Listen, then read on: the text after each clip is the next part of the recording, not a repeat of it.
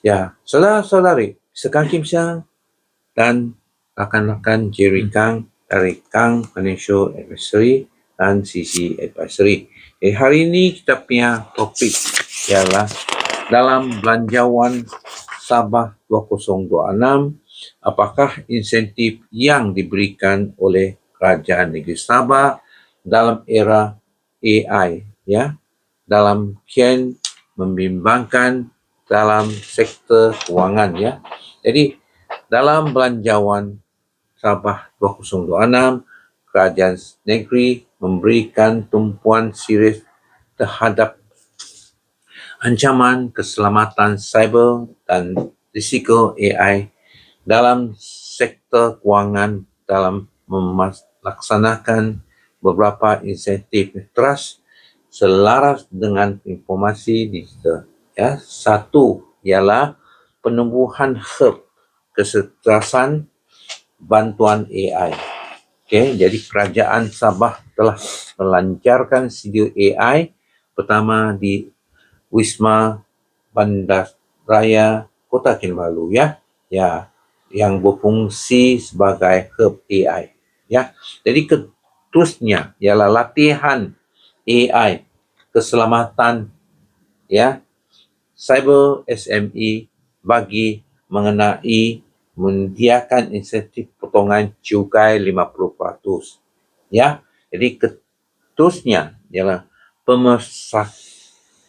pemekasaan, ya, bakat digital, ya, di peringkat untuk memenuhi keperluan industri AI, memastikan tenaga kerja tempatan Sabah berkemahiran dalam menggunakan teknologi AI secara selamat dan beretika dalam sektor perkhidmatan, ya.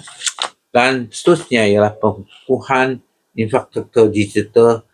Kerajaan Negeri Sabah komited terus meningkatkan infrastruktur ICT.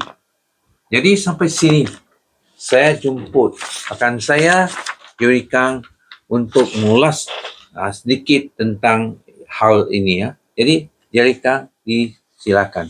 Okey, dari segi perancang kewangan, usaha kerajaan sama sangat baik. Ya, ini memberi manfaat yang lebih baik dari segi perancang kewangan.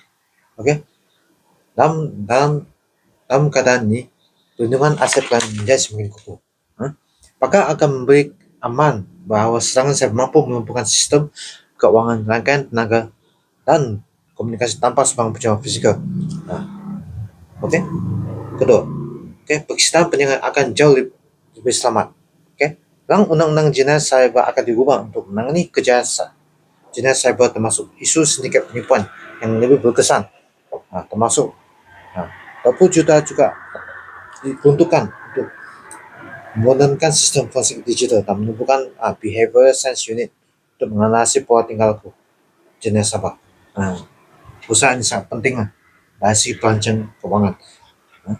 Kepercayaan kan juga akan meningkat. MyDigital.id disasarkan mencapai 15 juta pengguna dan peloskan sektor utama seperti kewangan, telekomunikasi dan e-dagang. Alright. Kerajaan juga memberi insentif yang baik untuk teknologi kewangan. Pengenalan cukai sebanyak 5 tahun diberikan bagi syarikat pemula dalam bidang AI macam blockchain, fintech, bioteknologi melalui Sinergi Malaysia. Perancang kewangan boleh menasihati pelanggan dan memanfaatkan insentif dalam portfolio pelaburan mereka. Kerangka pengetahuan yang sangat jelas. Kementerian Digital juga memfokuskan aspek keselamatan cyber dan perlindungan data pribadi dan belanjawan dengan matlamat mewujudkan negara AI menjelang 2030. Ini memberi perancang kewangan. Ini juga memberi kewangan panduan regulatori yang lebih jelas dan menguruskan data keuangan klien dari si perancang kewangan. Ini juga mengurangkan risiko penipuan kewangan.